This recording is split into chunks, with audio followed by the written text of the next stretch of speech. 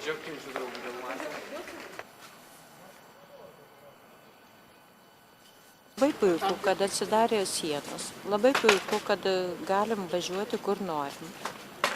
Labai puiku, kad atvažiuoja užsieniečiai, perka mūsų paveikslus, bet paskutiniu laiku lietuvaičiai daugiau perka mūsų paveikslus negu užsieniečiai. Užsieniečiai nebeperka mūsų paveikslų.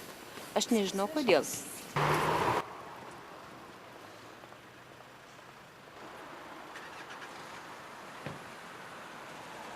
Ne, tikrai, aš manau, kad tai daugiau problema negu kažkas gera. Kodėl?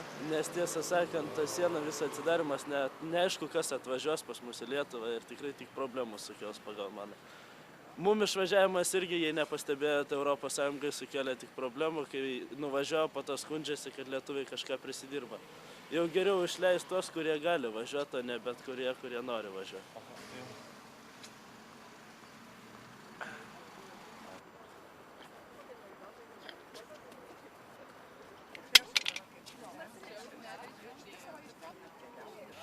Nu, ką aš galiu pasakyti? Pasakyti, kad labai gerai, užtenka jau tų sienų.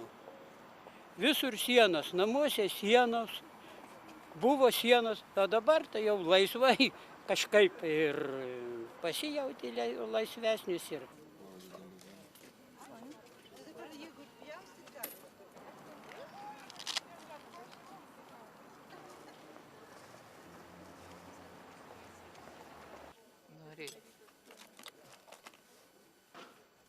Na, aš manau, kad daugiau, kadangi bus visur sienos sądaros, nebus žmonėm problemų pravažiuojant, stovėti ant sienų.